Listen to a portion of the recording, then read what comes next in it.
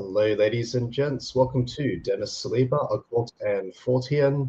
And in today's video, I will be talking about my experiences with ghosts and some of the different entities I've come across in my lifetime. Now, again, as a disclaimer, these types of videos and topics are not scientific by nature.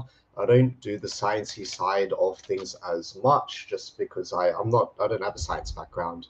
I have more of a history, political science background with what I've studied, but in general, that's just tends not to be how my mind works. A little bit of science here and there, of course. And I always say with any of these types of videos and content is always be discerning and always be mindful of anyone who could be a charlatan, anyone who uses, for example, AI technologies to edit and try to claim something being true if it was not true, and just be mindful of also little details such as angles of light, density in an image, different hues, because a lot of content now is in particular generated by AI, but also a lot of content these days is also still photoshopped as well. So those are other factors that you need to consider. I'm just moving my side of protection here. Look, it's really strange looking at yourself on the chat. But I'm here, I'm around. Another announcement is I am starting a new job, so I'm going on to a Monday to Friday schedule. If you do want to support my work, I do not take PayPal donations from this channel. I believe that occult and spiritual knowledge should be given out to people for free. If you do want to support my work, I do have other channels linked. I have Dennis Consulting AU, which is my little pilot project. I'm a business and accounting student. This is my little pilot project where I will do business planning and some consulting. And I basically apply business concepts and talk about business news. If you also want to keep supporting my work, I need to go back. If you also do want to keep supporting my work, I have an art studio channel where I am planning to launch next year in 2026, Dennis's studio. There's not many videos on this channel. I do need to fix it up a lot. I do have to fix it up. But basically, there's a couple of shout outs to people who have their own businesses and things and their own shops. If you have your own business or startup shop, or you do something creative, please chat to me, and I'm happy to create a promotion for you for free. It's a free promotion. I have an art essay there. That's an art essay, and one of my projects are there, but I don't have a lot of content there. I do have to create more content on my art studio, which is now cleaned up. But basically, the big launch is for 2026, and I've got marketing training to do. I'm doing some marketing training, some HR training, some management training, and I'm going to do an organizational leadership training. I'm already doing accounting, so it doesn't, in a separate degree, I'm doing accounting, so I'm not really going to focus too much on financial training in my MBA. Let's get started. Let's talk about the ghosts. So if you are wondering if you're going to watch the timestamp, 4 minutes, 50 seconds, there is a timestamp. 4 minutes, 50 seconds, that's the timestamp. And basically, that's when the story will begin. So I used to, as I said earlier, 4 minutes, 50 seconds for those that want to watch this on replay. So for those who were on my previous stream, I have had numerous experiences with ghosts. There's just way too many to count from my childhood into today. I will try to keep the stories of the ghosts as concise, but also as chronologically ordered as possible. Hello, by the people, for the people. Salute from down under. Salute to the US. We're in the sinking ship of the Western world, by the people, for the people. But welcome back to the paranormal trenches, by the people, for the people. So in one of the first experiences I remember of ghosts, and again, I've said this in my previous stream, is that I can see them. I'm clairvoyant. I'm clairaudient to a point. I can hear their thoughts. I can touch them as well. And I didn't talk about this in my previous stream. I can smell entities as well. I can smell entities a little bit like a dog smells the environment around it. So with this particular ghost being, the first ghost being that I used to remember seeing as a kid were the skeleton people. And I would be asleep in my bed, then these skeleton people would always try to scare me. And they would like appear like really, really close, and the camera really close like that. And they would be like this far away from my face sometimes. And they look like, again, like they look like people, but they were just had skeleton bodies. And some of them had like red eyes. And I wonder if it was another entity, could have Bayok. Because I did read about Bayoks when I was a kid, so it could be part of my imagination. But I used to remember being just so scared of the skeleton people, and they had like a green swirl on the forehead, like a green, what looked like the Celtic swirl, but it wasn't the Celtic swirl. It was more square. I'll draw a picture of it because, and again, if there's any accidental summonings, I've got my fervor here. You're all spiritually protected. It had something like this that you would see in games on their foreheads. That's what it looked like, basically. And yeah, these things would like come up to me and scare me. I would see them more than once. There were quite a few of those experiences when I was a kid.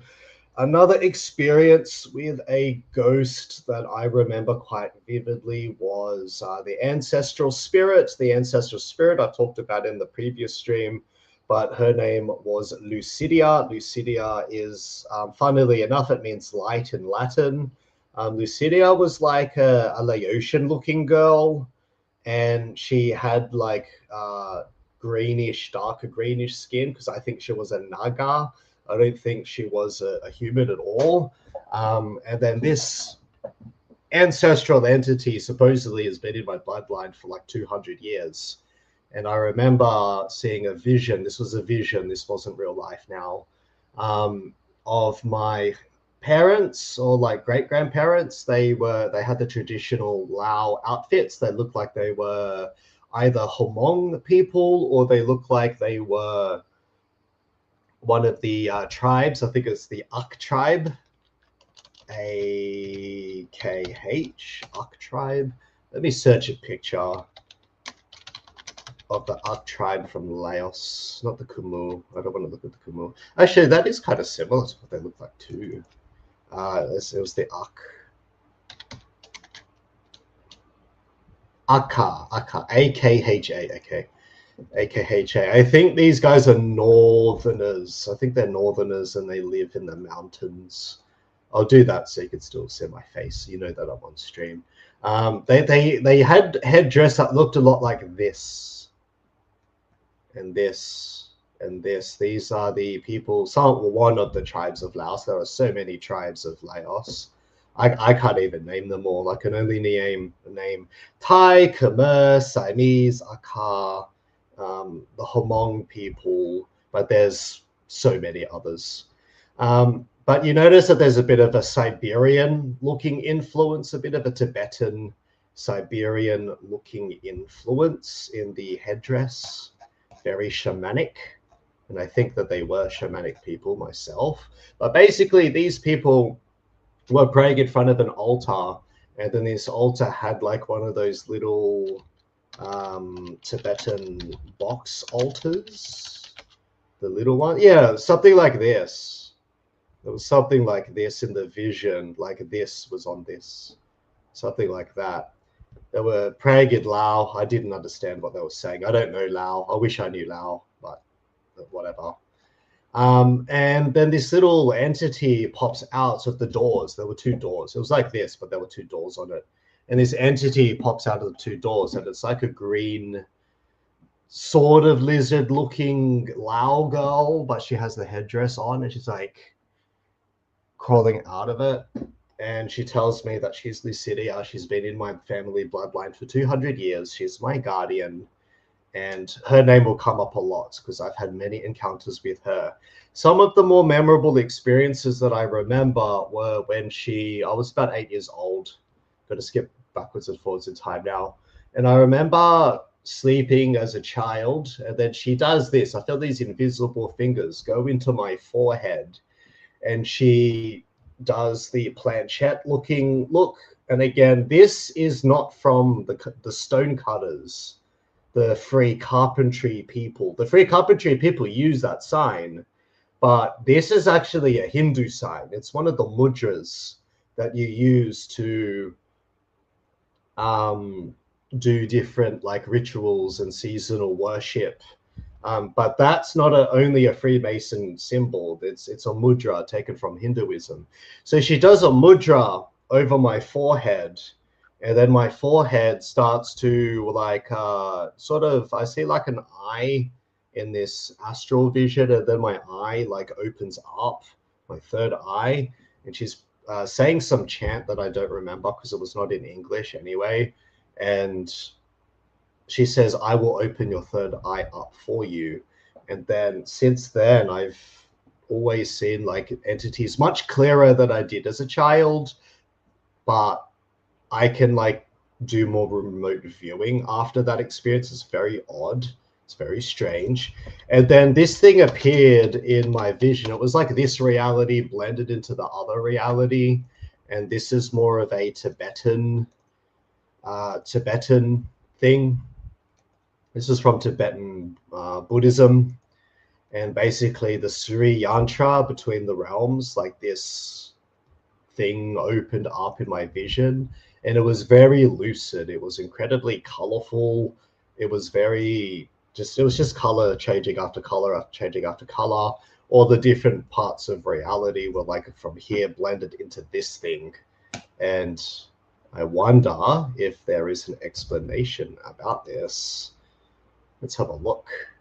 So this is a wealth symbol. That wasn't the symbol that I saw though. It was this one. I don't want to subscribe. I just want to have a look. So yeah, there's a three-dimensional form. It creates a pyramid. I thought it would create a pyramid. There's relief carvings. There's that's how you make it. So the medal, okay, the medal represents a pyramid. A medal represents like a temple or like a Buddhist version of a cathedral. It is a conduit to higher dimensions. And I was like astrally thrown into this temple. It was very similar to this, actually, surprisingly. And I remember in this other dimension meeting Ma Kali, not the demon Kali, not to be confused with demon Kali. There's two Kalis. There's demon Kali, K-A-L-I, and then there's goddess Kali, K-A-A-L-I. So it's a very commonly confused being. But I remember seeing like Kali in the vision, and she's like this very tall, 14-foot tall woman with like a very voluptuous shape. But I just remember seeing like two yellowy eyes in the darkness, because Ma Kali is a Shakti. She's like a dark entity from the beyond in the cosmos, and she basically is like the one of the Hindu demon slayers, basically. But it was like a Tibetan temple in the middle of Tibet, this vision. And I saw Ma Kali, and Kali tells me that she is the mother of my bloodline, that I'm from a Ma Kali bloodline, and Lucidia is one of her daughters, her like great, so many greats, I can't count them all down, great-granddaughters. And then she has an older sister, Assylia. Assylia is the, hello, 2X in the house. Thank you for supporting my work as always, 2X. I appreciate that. He's a good man, 2X. He's got a good heart, this guy. He's always around for the people he cares about this guy. He's a good man. He's a family man as well, 2X. 2X is a family man. Shout out to 2X. Definitely a G. He's going through a pretty hard time. If you need any more rituals or anything on my end, 2X, just hit me up and I'll try to help you out with the grief and the sickness rituals as much as I can. That's an area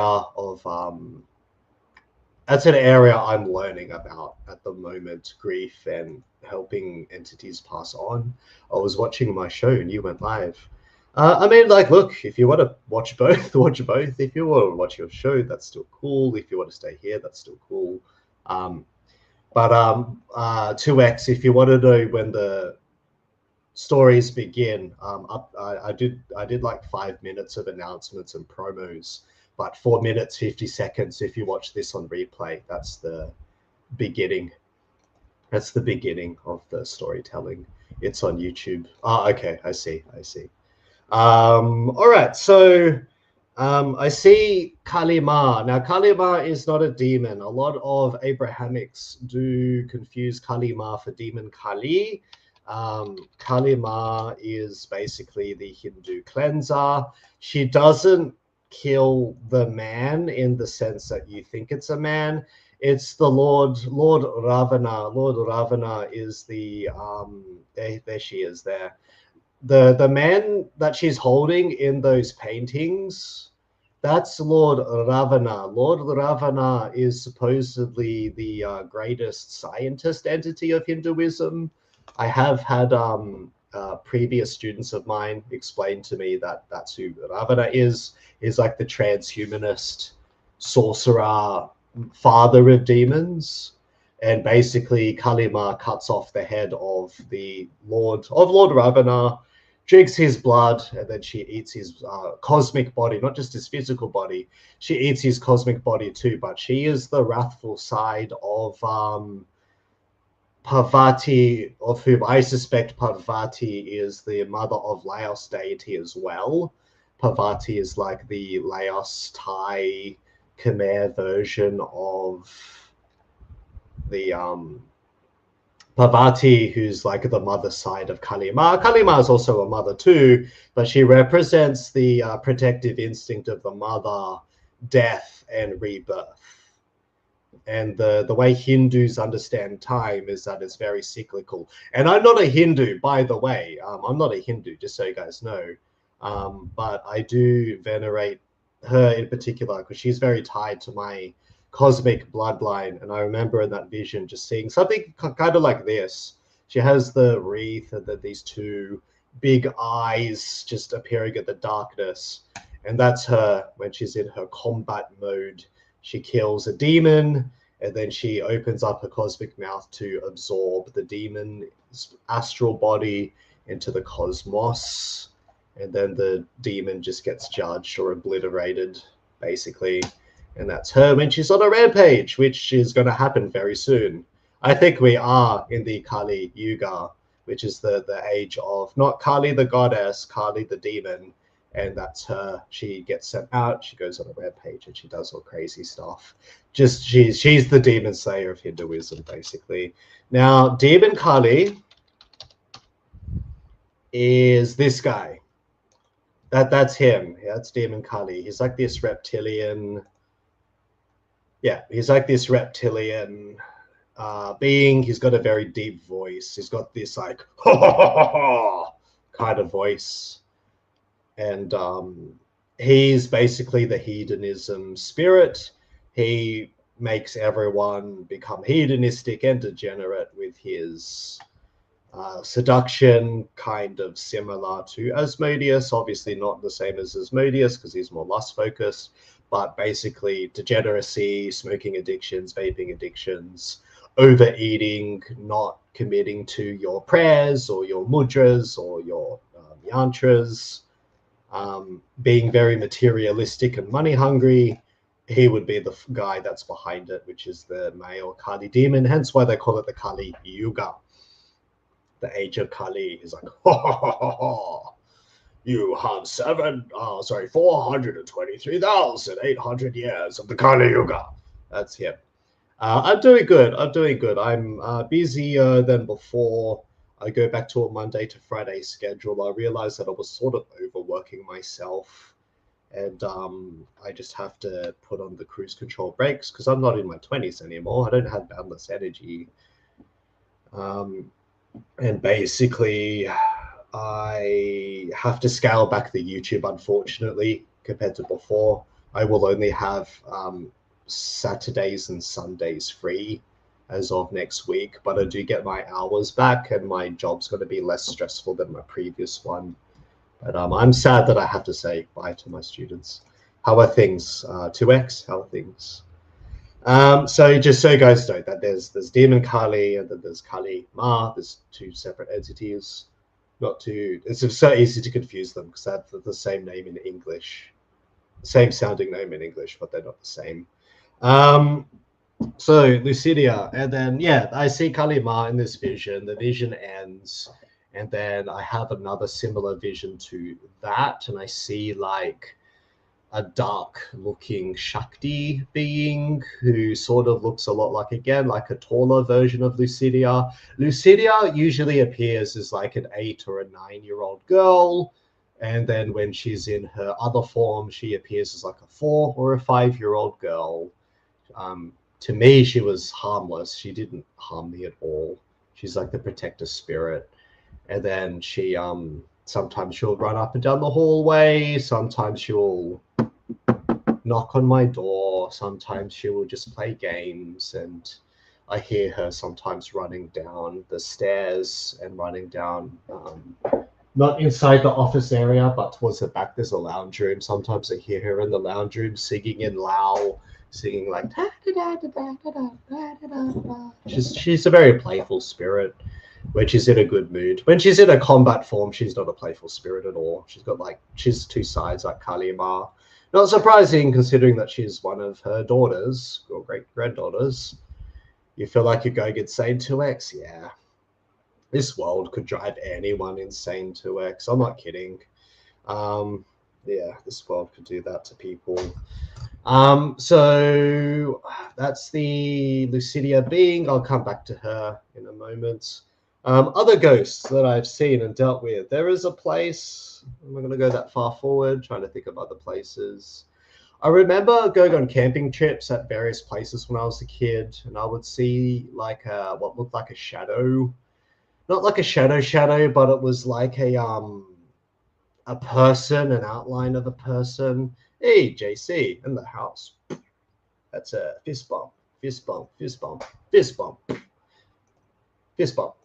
All right. Virtual fist bump from afar. I remember seeing like an outline of a person without like physical features. It was just like a person shape, but it was clear, it was translucent, you could see through it.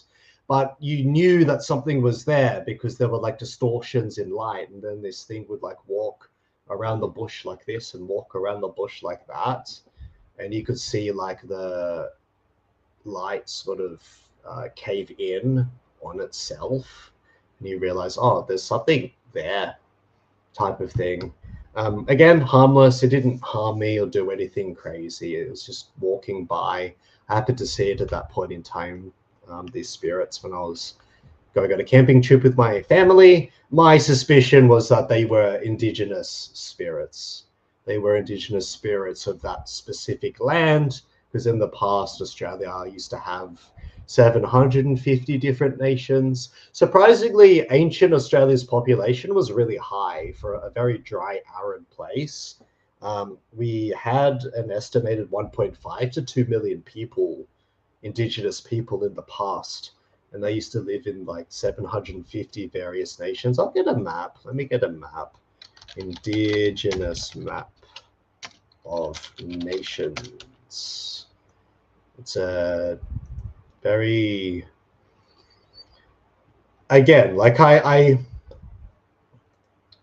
don't fully relate to the people in the sense that then they're not my bloods, they're not my blood biosphere, blood, spirit, body, because they're all connected. If you're wondering, is the blood significant in the occult? It is absolutely significant in the occult.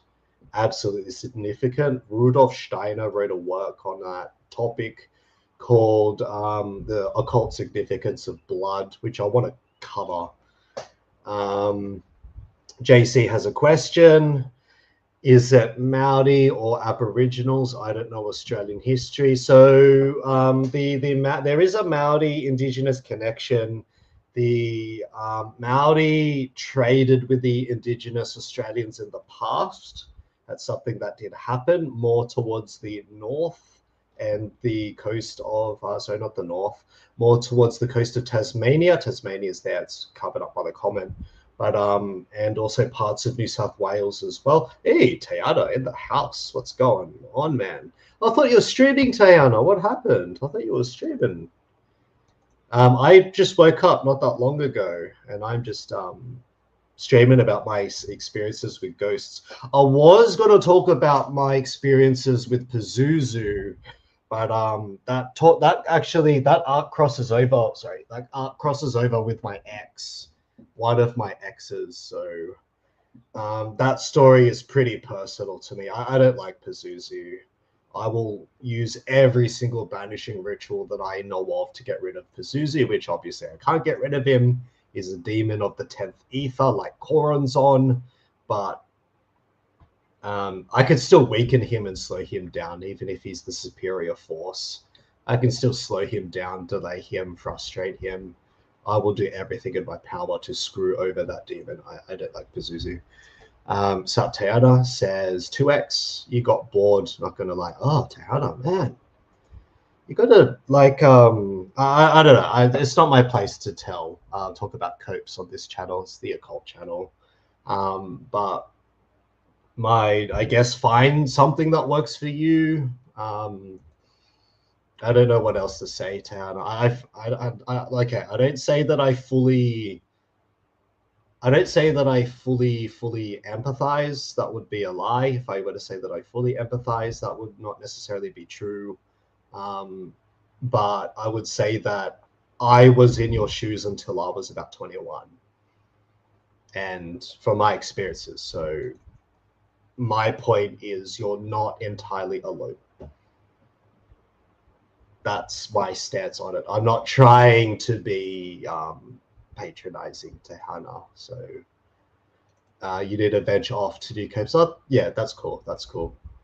Glad I'm here to learn new things. Oh, that's good. That's good. That's what we're here about on this channel anyway. We grow, we learn, we share experiences. If anyone has any ghost stories that you want me to tell, that's something else I could also feature on the show. It's just an idea. But back to the indigenous. So these are all the different tribes that the indigenous, was the map. These are all the different tribes that the indigenous had. And I can't name them all. Don't expect me to name them all. I really cannot name one of the area that I'm in is called the Illawarra region. I'm doxing myself, whatever, I don't care. And the Illawarra region is they call it country. They call it Dawawal country. They use the word country for land, and then they use the word nation for people, the indigenous. But basically, the indigenous are a group of people. It's not one race. They have a separate genetic lineage to the Maoris and the Torres Strait Islanders. The Torres Strait Islanders are in the north. The Torres Strait Islanders have a little bit of a Malaysian, Indonesian influence in them. They migrated across the Indonesian plateau into the Torres Strait Islands around the time of Pangaea, if I remember correctly. And they also married into the other indigenous tribes. The other indigenous tribes, mostly born in Australia with a genetic separate lineage, and then of course towards Tasmania, parts of Gunai, parts of Turuwul and Eugene and Bidwell are a bit. There's a little bit of Maori there, but like it's such a small percentage of the Australian population. It's like 1 or 2% of the Australian population at most. At most. It's over for C33 says, oh, don't get me started on Charlie 333. That entity is a piece of work. So is Pazuzu. Pazuzu is a piece of work, but I would take Pazuzu over Corazon any day. Corazon, and this is from the Thomas Sheridan channel, and Beyond Room 313 channel, that's Thomas Sheridan as well. You have to have a dagger to basically banish Corazon. You can't banish him with other means. Corazon would just turn a crucifix into a heated object, and then he will do that on purpose, so you can't use the crucifix against him. Yeah, it's not a fun entity. Yeah, Dennis streams are really fascinating. Good, Cope. I hope you find them fascinating. I just share my experiences and stuff here. Wow, Australia has so many different cultures. Yes, we do. Yes, we do. Sadly, since since the British came, about half of those cultures were literally wiped out. And they were wiped out from a mixture of things like the frontier wars. Yeah, the frontier wars. You had the reservations, the Indigenous Australians. They would take the women and put them on separate reservations, and then they'll take the men and put them on separate reservations. And then there was a policy where they tried to breed out, like literally breed out the Indigenous Australians until the 1960s. So then with the half caste kids, you can't say that term anymore, the half caste kids, they would try to be it was this assimilation act. They would try to be assimilated into society, but like they were also discriminated against by the Indigenous and also the British, so they weren't really accepted anywhere, the half caste kids. But I'm not gonna lie, not to sound simpish. The half caste kids are really good looking people.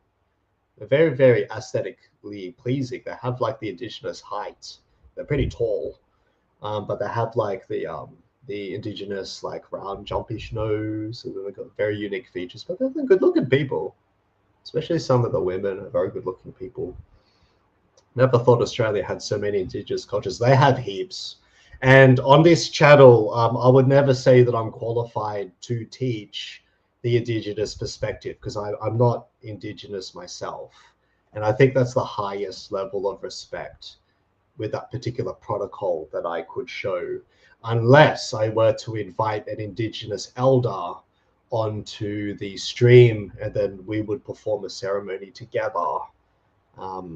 It would be just much more respectful for me to be, okay, I'm not of Indigenous heritage, I cannot teach about this because I'm not an elder, because I'm not an elder to them. I don't have the epistemology or the ontology to talk about those cultures. I just don't have that. There's this legend, 2x. There's this legend in Japan. This woman has this mask and asks you if she's pretty. Oh, I know who this is. This is Koichi-san Onna, something like that. Koichi-san Onna. And if you say yes, she'll cut your face just like hers. And if you say no, she deletes you. But if you say maybe, she gets confused, and that's your chance to escape. I know of that. She's the slit-mouthed woman in Japan. Supposedly the CCTV footage of her as well, by the way. That's pretty eerie. The CCTV footage of her. Back to ghosts. So there was Lucidia, there was Kalima. Let's move over to the other spirits. So in Kiama, I have been to this place before. I told JC about this place the other day. Driving, she can eat with that mouth. Ugh, gross. I can't lie. Some of you are sick puppies. I'm a sick puppy too. It's okay. We can all be sick puppies together. What was it?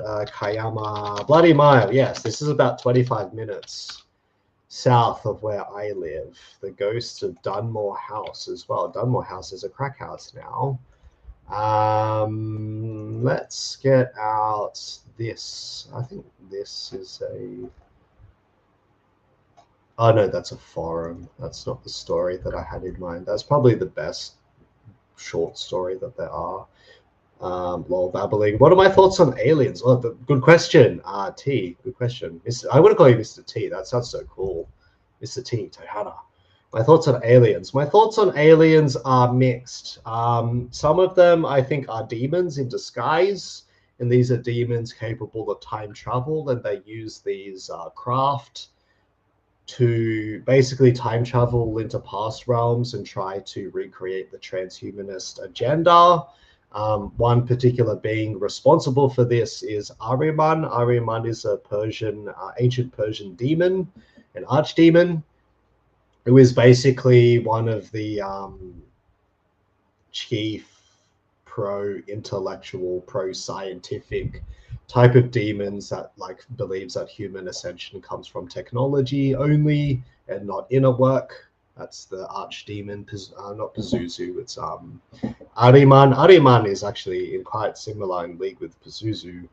Other aliens could be other beings as well. I'm not saying that we don't have aliens. I think that they are other life forms, but for the most part, I think they're interdimensional. I think they are from this realm. I think they are from the Earth realm, but they can travel between dimensions on the Earth, between the Earth and then the other dimensions where those other beings are from. I think there is other life out there as well.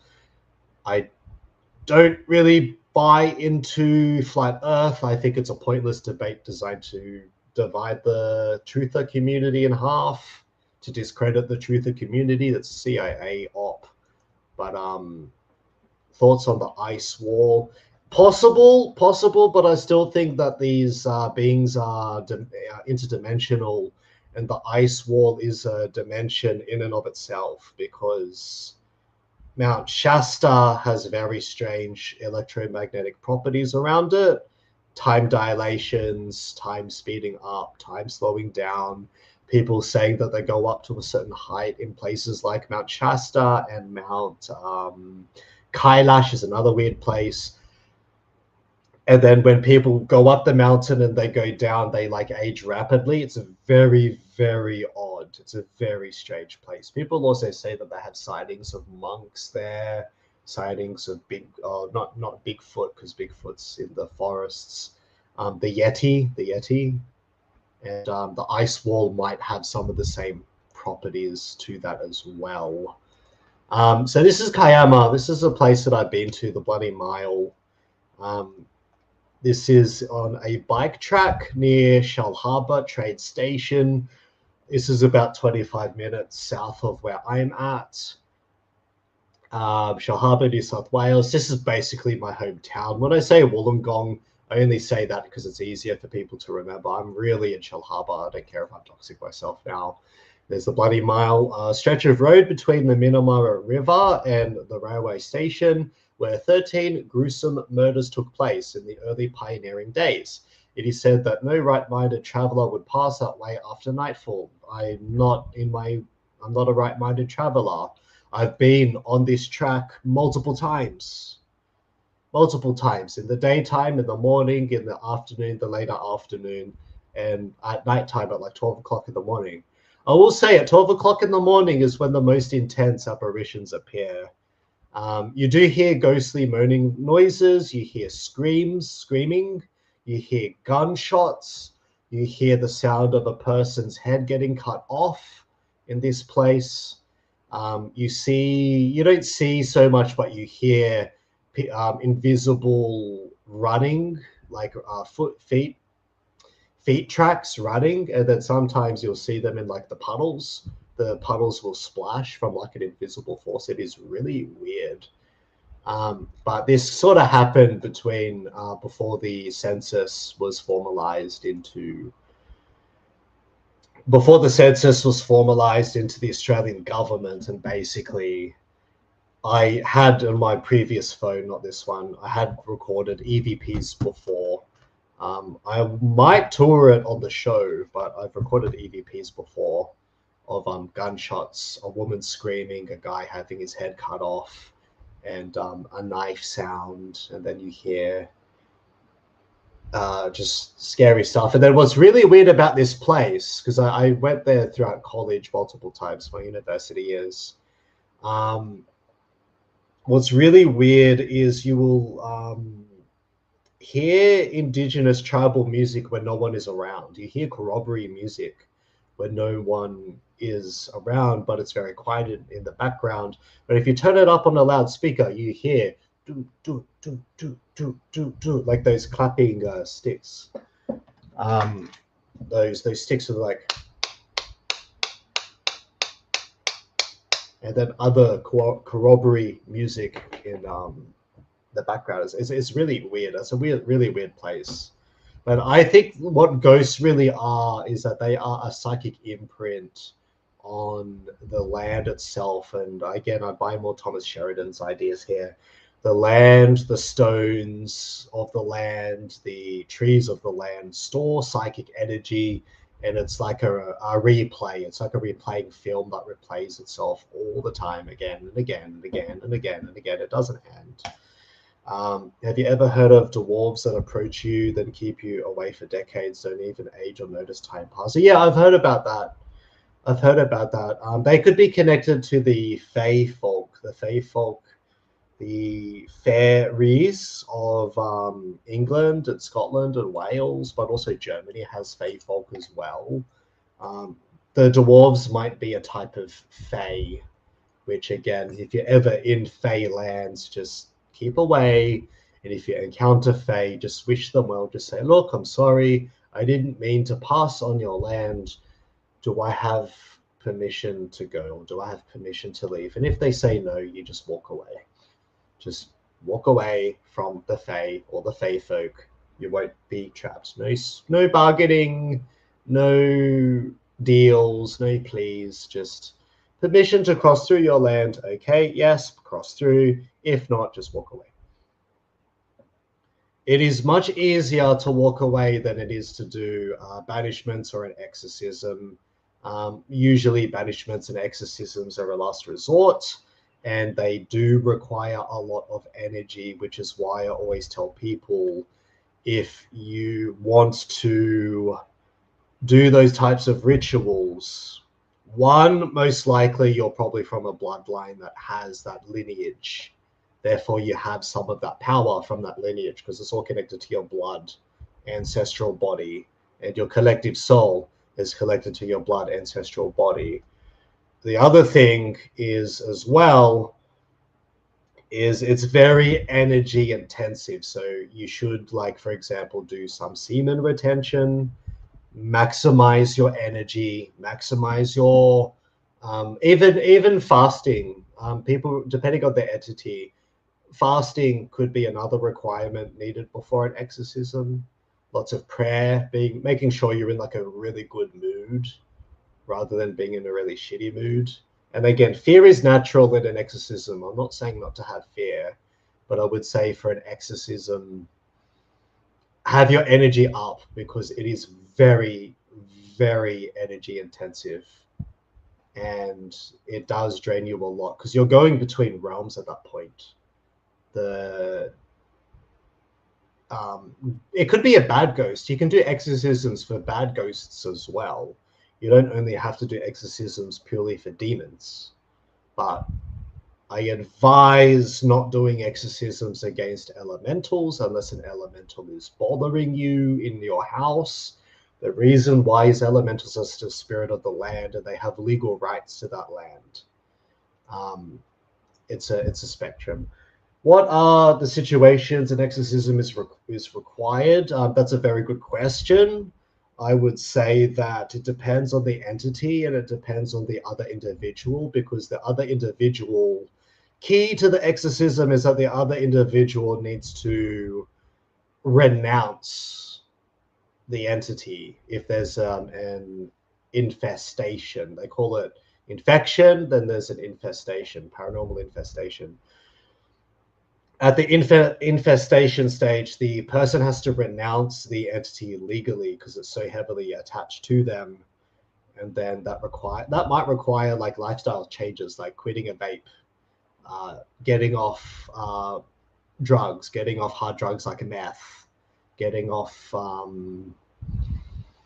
cocaine, getting off like lust addiction, sex addictions.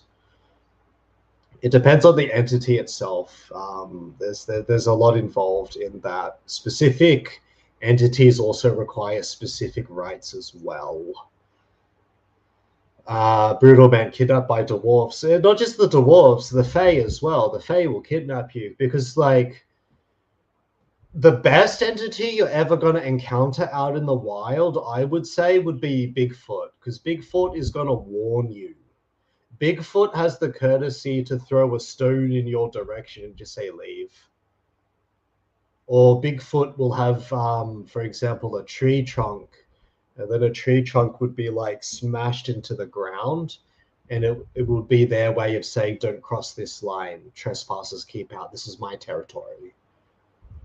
That's a Bigfoot, but like other entities don't behave like that. Other entities will literally just kidnap you off the spot, like a trafficker. You don't even know you kidnapped, JC. You're just chilling and years are passing by. Yeah. You're literally in a dimension that looks like Earth. You're literally in a dimension that looks like Earth. It feels like Earth. It smells like Earth. But they just, yeah. You're just there for years at time. And you're on this timeline, which is traveling slower than the earthly timeline, which is traveling faster. That's why you're trapped. Won't they eat you, or is that a rumor? I think it's mixed, babbling. I think it's mixed because usually they warn you first. There is a story of a Bigfoot that has impregnated a woman in the Solomon Islands. They kidnapped the woman. They this giant, Bigfoot or giant, kidnapped a woman. She was hidden in a cave for months. She came out of the cave, and they had to cut her stomach open to kill. She had like a giant baby embryo in her, and then they had to cut open her stomach in 1938. I think this was 1938. But basically, the being raped her because supposedly they can't have their own offspring. Yeah. I'm gonna be quiet. I'm gonna work on something. Okay, no worries. 2x. So yeah, back to these ghosts. So I've been down the Bloody Mile a few times before. I've caught EVPs before. They did. That's literally what happened. They did, and then they had to cut open her stomach, and then unfortunately she passed away. She didn't live to tell the rest of the tale that I remember the story. Other ghosts. Port Arthur in Australia is a haunted place, or I suspect it's a haunted place. It is a jail for where the worst of the criminals here in our history used to be sent to Port Arthur. Basically, the murderers, the rapists. Remove the G, you know what kind of word we're talking about here. And if you go into the prison complex of Port Arthur, it's a cool place. Like, it's a very interesting jail, this place. Prisons are very common. It's very common to have ghosts in prisons. No surprise, to be honest. There's a lot of negative energy there. But half of Port Arthur burnt down in a fire. Here, you see it's like cracked. That's because it was damaged by a fire. They are restoring it that I know of. They're trying to restore it. I think that was the church. It was the church, or that was the foundry. That was a foundry, metal foundry for making horseshoes. It's a pretty large area, Port Arthur. The hospital, I think, is there. I think that's the hospital. Oh, no, that's the headquarters. The hospital, I think that was the hospital. There's the foundry. You have like the barracks. That's the barracks. And you have the rest of the prison complex. But I swear this place is haunted. I went here when I was in 6th grade. I was about 11 years of age. But you go into the prison area. You can tour in the prison. And basically you get tapped on the shoulder by invisible hands, tap you on the shoulder. It's pretty eerie, but it's really not that surprising to me. Brutal force max by a Bigfoot. It was either a Bigfoot or a giant. It was one of the two, but this happened in the Solomon Islands. There are giant sightings in the Solomon Islands. The Japanese have a few encounters with them too. The Japanese during the Second World War. There's also giant spider sightings in the Solomon Islands. Not just Africa, but the Congo has the most famous example of that, the Chabar Fofi. Another stream for another time, my boys. Another stream for another time, my sweet viewers. But yeah, you can visit the prison here. Now, I want to try and find a photo from China as well, because there is a Chinese prison in Shanghai that you can also visit, which I believe is haunted, and I believe it has the ghost of one of the former inmates there. One of the former inmates, there's a photo of her in chains like this. She's in chains on the prison bed, and she's just staring into the camera with like desperation. And I took photos of this place. It's the Shanghai, is it the Shanghai prison? I think it's in Longhua Kuomintang prison. This is where they used to imprison all of the communists. Yeah, there it is. There it is. There it is. I've actually been there. I have a photo of this. There's an interesting comment. I am going to read it before I talk about Longhua prison. And I'll finish up with the stories about my second girlfriend and the ghost encounters with her. The other encounter I'll leave separate. That's the Pazuzu encounter with my first girlfriend, my Jasmine. I dated a Jasmine in the past, but there was also a encounter with two ghosts with my other girlfriend, Alex, former ex-girlfriend now. Then Alex, JC, Bigfoot needs like a rating on that one. Tehana, my aunt had a limpia or cleansing back in 2010. I swear she was levitating during it. She was possessed. I've had an experience when I've been levitated off my bed, about not very high. It was about that high off the bed, and I've had a hand. It was just random. I don't think it was Lucidia. Lucidia doesn't do that stuff. I've had like a hand grab my leg on my bed and pull me forward, but it wasn't a possession. I just think it was what I call a passerby. For me, a passerby is an entity. This happened in my bedroom too, upstairs, same house, bedroom upstairs. I think a passerby is just an entity that is in between dimensions. They're confused. They don't know if they're living or dead, and then they try to interact with the living because they're just confused about being in between dimensions. And that's why that specific being pulled my leg. And it felt like a male spirit as well. It wasn't a female, it was a male spirit. So I've been here. I have photos of this place. I've been exactly right here, standing right in this hallway before.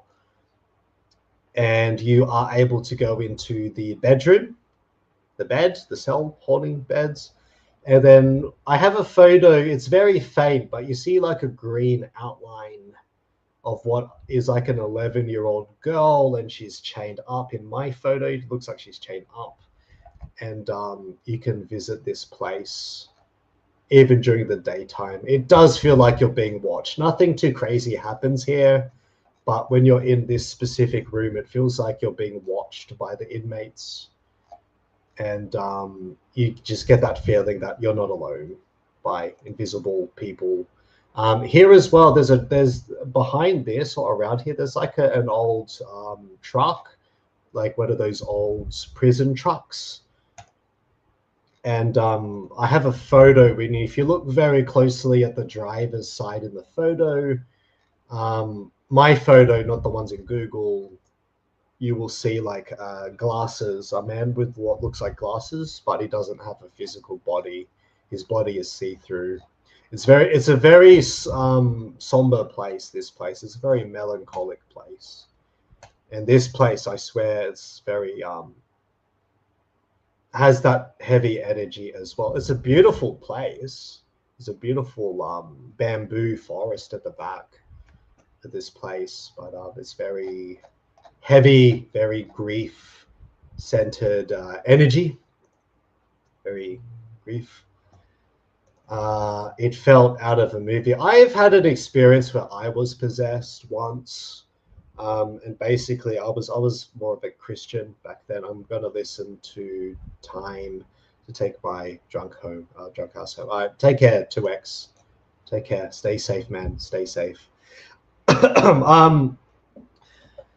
Another ghostly experience that I've had was with, I just remember now, with the ghost of Elizabeth Bathory. And again, this might be more tied to the bloodline rather than the site itself, because I find that ghosts are usually tied to a site. They follow a specific narrative, and you can use that narrative to your advantage to say, for example, please appear as a child, or please appear as a as like a unicorn, and then they manifest that way because they're trying to stay manifested in the physical world, and then you could use that to sort of 2X's. Yeah, I think YouTube has a glitch. Tehana, I think YouTube has a glitch. 2X's messages don't show on the chats because I do this through StreamYard.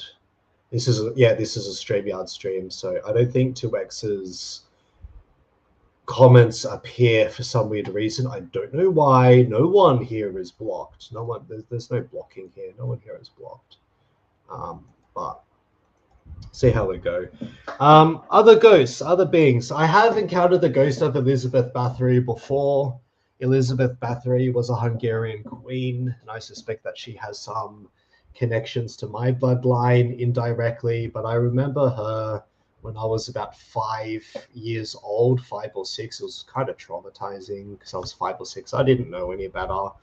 Elizabeth Bathory was accused of being a vampire and killing lots of innocent girls, but I think that that was a smear campaign by King Matthias II to try to bring back the Hungarian Empire under the control of the Roman Empire in the shadows.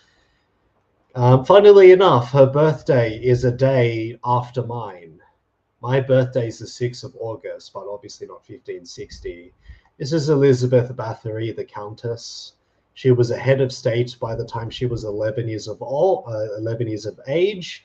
She was taught combat and statecraft when she was a teenager, and she was supposedly raped by one of the servants as well. But the accusation was that she was accused of killing her own servants and killing hundreds of girls, up to about 80 counts of murder. Some people, well, if you read the Slovakian sources, they accuse her of killing up to 600 girls at the castle of, can't even read that, but her grave is at Kachite Castle. That's where her grave is, Kachite Castle. But in my vision, she appeared to me much like this, like the painting. And then she was grabbing me by my arms as a child, and she was saying, "Redeem me, redeem me, redeem me. Can you not redeem my bloodline?" It's a very scary experience, but it happened. I'm not gonna lie, that happened when I was a child. Another ancestral throwback, which I think I did some kind of ancestral ritual. Frederick II of Hungary, not Germany, not to be confused. Frederick II of Hungary, not to be confused with Frederick II of Germany. There are multiple Fredericks. There's a Frederick of Poland. There's a Frederick of the Czech Republic as well. The Frederick II, the Holy Roman Empire, I remember seeing a vision of him more when I was an adult, not when I was a child. Post 2016, I did an ancestral ritual, and him and people in red robes appeared in like in the lounge room downstairs. And the lounge room downstairs, I had these glass doors. And then on the glass doors, I could see like shadows of these people. And then they were telling me that we're family, we're family, we're family. There was him, there was one of the heads of the Esterhazy house, and then there was also one of the popes, Pope Gregory the, I think it was Pope Gregory the Fourth, Pope Gregory the Fourth, Pope. Well, I can't remember now. One of he was the fourth in that specific line. Pope Clement. It was Pope Clement II, the Crusader Pope. Pope Clement was also in this vision of mine, and they were telling me that they're my family too, and that I should be equally as judged as I were part of the synagogue, which I am not part of the synagogue, because I never signed the Masonic oath. I never signed the Jesuit oath, but they were telling me that I should have been judged as a Jesuit, which is not the case because I'm not a ruler. So that was a trip, but that's what happens when you do an ancestral ritual. Your ancestors will appear. And they were telling me that I was family too. So I know it sounds utterly insane. It sounds super schizo mode. But ghosts of ancestors can appear through blood magic, and ghosts of ancestors can appear through like blood chants. There are blood chants that you can look up on YouTube, like find blood memory, find ancestral spirits, which I'm not too much of a fan of, unless you're doing a specific ritual within the same bloodline. That would make sense. But you don't really need to go that far unless you're really doing like a big historical case, which is highly unlikely. And in my case, it's highly unlikely because I'm not dealing with Elizabeth Bathory's case. I'm going to show you the dark side of YouTube, guys. But listen and watch at your own risk. This is a playlist of various chants taken from the Goetia. These are Goetian chants. They are legitimate. They work. These are all Goetian symbols. And there's everything here. Everything. Incubi encounters, demonic succubi encounters. I don't know that entity. I don't want to deal with Solomon's demons, the demons of Solomon. I've listened to some of these before in the past. I have done the Lilith ritual before. Not fun. Strongly don't recommend the Lilith ritual. Don't recommend it.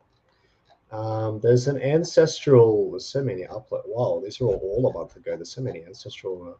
Local. I think that's a state of being. I think that's a state of mind. It puts you in an alternate state of consciousness into the berserker consciousness.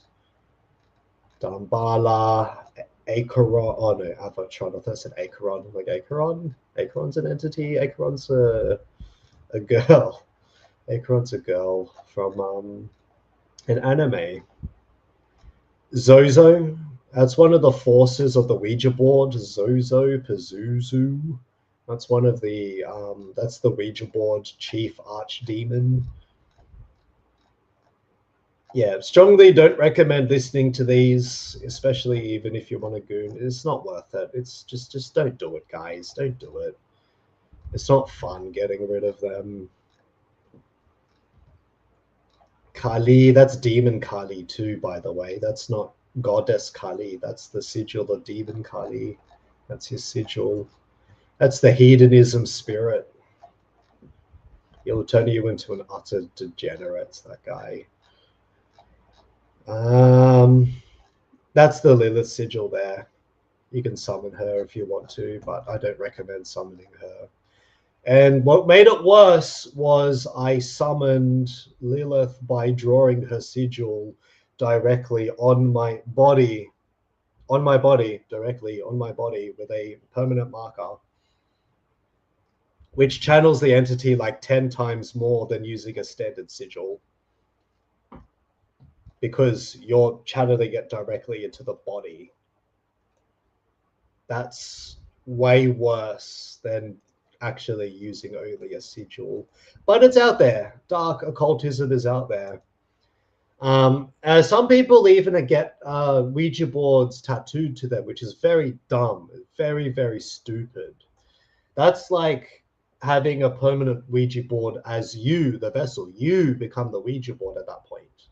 And you're telling these entities that if I'm asleep, physically asleep, and my body's open in the astral, you can get entities to channel you directly. I'll finish off with the last two ghost stories. But that site is where I did the ancestral rituals. And that's when I saw a cauldron, and I saw Pope Clement II and a line of other popes like the Farnese family, the Jesuit family, the Esterhazys, the Rochtensteins. That family, those family names come up a lot in my testimony, saying that we are your family too. Don't forget about us. Intercede for us. You should be judged equally as us, because you are from the same bloodline of the synagogue, and then my Lucidia, Assylia beings, relatives, daughters of Kiama, the goddess, were telling that bloodline that no, he's also Laotian too. He's Laotian as well, and he has shamanic, the shamanic blood spirits. And they appeared on like in the physical world too. They appeared on the I wasn't in a trance, I was consciously awake. They appeared on the glass door behind me, the big glass doors that I have. The elemental, and also the last two ghost spirits. And then I'll start to end the stream soon, guys. I've been streaming for about an hour.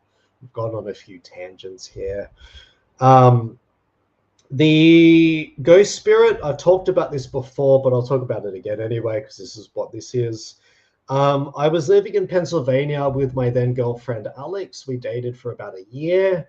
I was living in her 3-story house. She had a 3-story house, or her mother had a 3-story house. And upstairs, I would hear a ball being thrown around when no one was around. And I always felt this icky feeling when there was a doll in the upstairs basement. The upstairs basement was emptied out, except for a few toys. But there was this doll by the windowsill that had like one arm out, like one arm popped out, and like the legs popped out, but there was the head with the hair.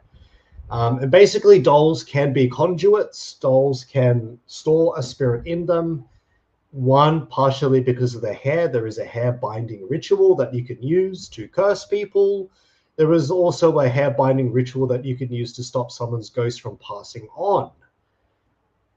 And that's black magic stuff, but it's not a ritual I would personally do, but people do that. People get so bereaved with death of loved ones that they bind the ghost of their child to a doll.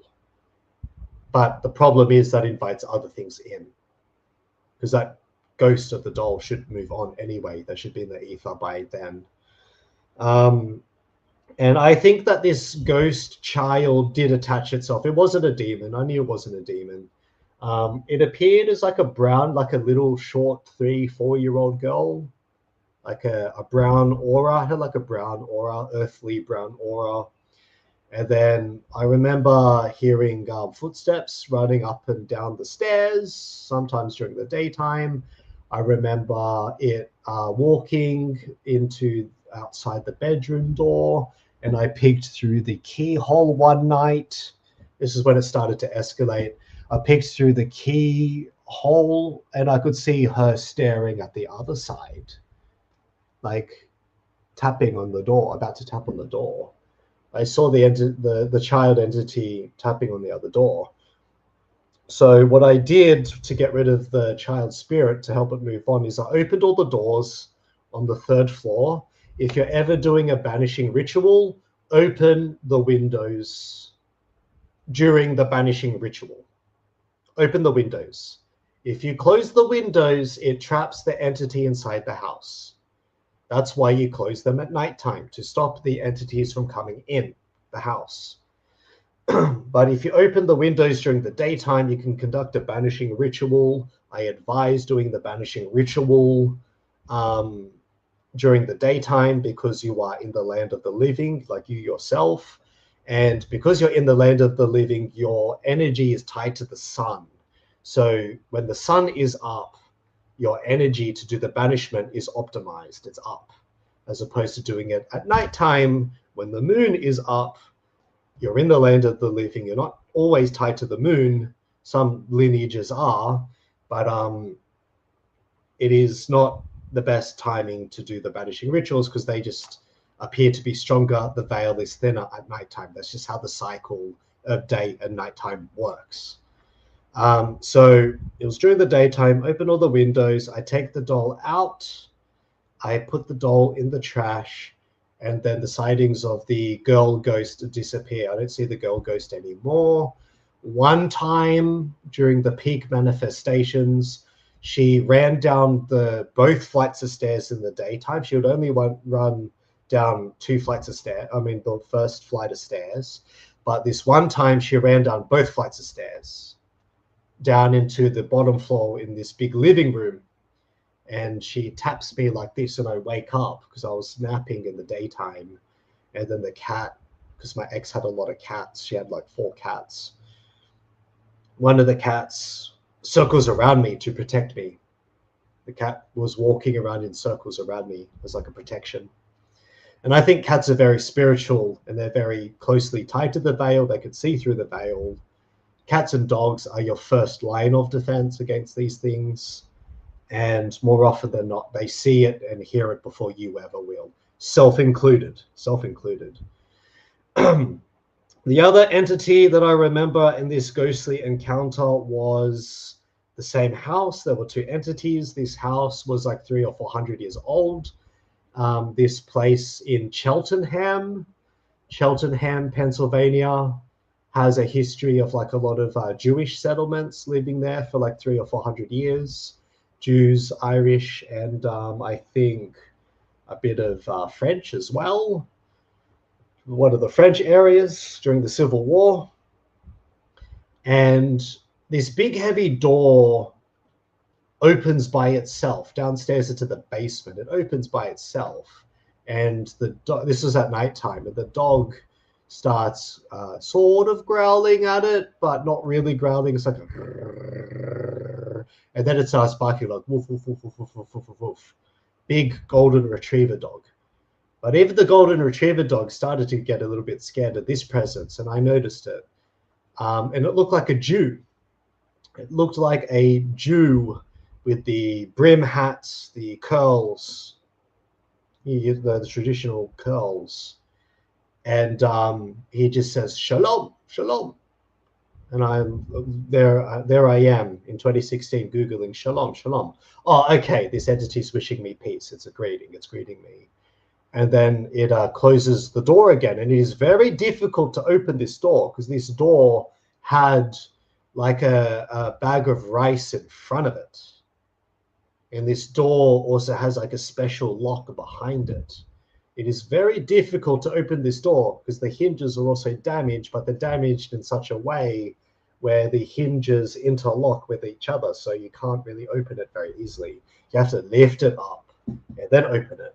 So whatever it was that did that was quite strong because I struggled to open the door. I'm not strong myself, but like I struggled to open the door itself because it interlocks. It like locks out and you can open it and lock back in. And that's because of the damage of the door and the frame. But downstairs, there's this big open basement. And I remember hearing what sounded like a bar mitzvah because I investigated it in the daytime afterwards. And I told my ex about this. She thought I was full schizo because she was an atheist. And then I remember just hearing like residual sounds, and only I could hear it. My ex couldn't hear it. Residual sounds of like people celebrating, people feasting, people drinking, like at a bar mitzvah basically. And I can visualize these energies of sound based on the vibration. I'm that sensitive. But I just remember hearing that afterwards. And then my ex found photos of the previous house owners, and it was a family of Jews. The previous family was a previous family was a family of Jews. And she showed me the photos, and the photo of the male entity matched the photo directly. Actually, it's pretty eerie that happened, but it happened. Another ghostly experience that I had was in Vietnam. I traveled to Vietnam in that same year in 2016 before moving to the US. We went to Cat Ba Island. Cat Ba Island has a lot of hidden Viet Cong NVA hospitals and fields, and you can find bullet holes all over the mountains in Vietnam. There's so many bullet holes that are still there and bullet casings. But there's this place that you can go to in this little mountain, which is a war hospital. And I didn't find out that it was a war hospital until a little bit later. And I remember this heavy feeling of like death being around me, and I was breathing very heavily because I could just feel this death, despair. I remember hearing these footsteps walking towards what looked like a chute, chute, a chute. And there was like a dugout chute in this mountain. And then I heard what sounded like a ghost dropping the body of his dead comrade down this chute. And this happened before I was like physically around the chute to read the sign as to what happened in the caves. And yeah, it turned out that chute was actually used to throw dead NVA and dead Viet Cong into like a mass grave. There's a mass grave below this mountain. And I also just remember hearing sounds of people operating at a hospital, because this was a makeshift hospital. There's a separate room where there was like a makeshift hospital. And I could hear like men like screaming in pain, men yelling in pain, doctors operating and speaking in Vietnamese. And this place had like a makeshift hospital in it in Cat Ba Island. And then you walk further down, there's the chute where they throw down the bodies. And I just remember this heavy feeling where I had to go outside. I told my then girlfriend about the feeling that I got. And then she was like, wow. She was amazed by it, but also she was a bit scared by this. And she was like, I'm thankful you told me about this. Why didn't you tell me earlier? And I'm like, I can't describe the feeling because there's no words to describe these feelings. It was just like a heavy convergence of timeline. That timeline merged into my physical present 2016 timeline, and I could just see and feel what the ghosts were feeling, the despair, the anger at the Americans, and then the despair of the doctors being unable to save certain patients. It was very sad experience, but we kept motorbiking together along the island. I know a bit about Viet Cong, was obsessed with the Vietnam War history. Oh, cool, yeah, share history. Share history, guys. History is cool. So basically, yeah, I think that those ghosts are just a memory tied to that place, because that place has the original furniture in it. The ghosts are more likely to stay there because that's just what they are.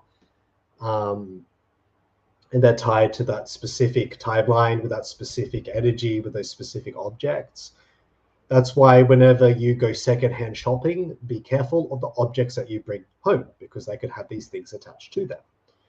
Another thing I wanted to say was talk about an elemental, but that doesn't really go under the ghost category. That goes more under the nature spirit category. I have had an encounter this year in 2025 with a with an elemental being. I have to show you the tour outside the back of the house. But basically, there's only one tree. There's only one tree in my neighbor's house, and that's where I saw the entity. It looked like a short person crawling this entity, but it had these yellow eyes, and it had like a tree-like hair. The trees and leaves were its hair, a little bit like that character from Adventure Time. A bit like that character from Adventure Time with the leaves and the hair as leaves. That's what it looks like. And it had the yellow eyes like that character, but it was like a persony form. And then it walks around the back of the house. I didn't invite it. It just walks around the back of the house. And I closed all the doors because I don't want to let this thing in. And I had the feeling that somehow it got inside the house. So then I closed that back door, the back door of the office. And this thing leaves a rock like this big. This thing leaves a rock outside the office area. But the crazy thing is, there's no rocks that are loose in my home garden, and there's no rocks that are loose in my backyard patio. I have a patio. My dad has a patio at the back. I was obsessed with Genghis Khan. I wanted to be Marco Polo. You know what? There's nothing wrong with wanting to be Marco Polo. We're here to explore. I think honestly, I think most men are so disillusioned with the modern world that they want to explore. And I'm noticing that there's a big spike in traffic in all of these occult channels because men by nature explore and build things. We want to adventure. We want to swing an axe. Heck, I wanted to swing an axe and a sword even up to when I was 14 years of age, when I was a teenager, from my childhood. And people are like, why do you want to swing an axe? Because I'm a boy. That's what boys do. Boys conquer things. Why? Anyways, that was strange. I told my friend about it. She believes in these things too. She's one of my followers, my Chinese friend, Chinese-Irish friend. And she told me about this. She was just telling me to ignore it. The reason why it acted that way is because it noticed you, and it noticed you noticing it, probably because it hasn't seen someone notice it for a long time. So again, these things can just attach to you because they are curious, not because you're curious, because they are curious. But this being just appeared from my neighbor's tree, which is fenced. The fence is really high, so you can't climb over it to go to the tree very easily. It would be crazy to do that anyway, but like that tree, it like followed down and like walked around the back and walked through the kitchen area, and it just carried a rock, and this rock appeared out of nowhere just outside the office door there. So it happens. These elementals, they can manifest themselves anywhere, and it happens even in residential areas. I was just chopping wood as a kid like a peasant. Yeah. Dryat. I think it was the princess. Let me find it. The green leaf-haired character from Adventure Time. A lot of tangents today. What was her name? Oh, the Huntress, the wizard. Is her name Huntress? Yeah, she has a relationship with Finn. I remember one time I cut an eyeball open. What was happening? What did you do? The forest magician, that was her. This entity was a lot like this elemental entity, but she had yellow eyes and like slitty green lizard slit eyes and yellow pupils. And she had like leaves in her hair, a lot like this. But it wasn't two branches like her. It was like one branch, and it was going downward, this entity. And this thing was like walking around, and it leaves a big, a stony rock like this outside of my office. I think it was a gift. I think the thing was saying it was a gift. That's what I think it was. It was a gift, and it was saying welcome in its own weird way. It's very strange. That's it for today's stream, though, guys. If you have any questions or comments, please leave them in the comment section down below, or feel free to hit me up via email as well if you wish to email me for consultation. I know that some of you requested me to react to Heed and Succeed. For the time being, salute, babbling, salute. Thank you, Tehana, for coming by as well. I appreciate that. I do want to talk about the Pazuzu story tomorrow, because that involves my first girlfriend as well. It also involves some of the gang stalker-ish stuff, which connects to my life, because I suspect that I had gang stalking done to me. But the Pazuzu arc for me is probably the most hardcore arc out of them all. There's also the Belial appearance as well. But that's what happens when you play with Goetia magic. Do not play with Goetia magic unless you're from an Egyptian, Babylonian, or like a Phoenician type of bloodline. Just don't play with the Goetian magic. It's not fun. It drains you. The Lilith story is another thing I should stream about too. And it's just not good. Humanis Invictus, the human spirit remains unconquered. Peace out.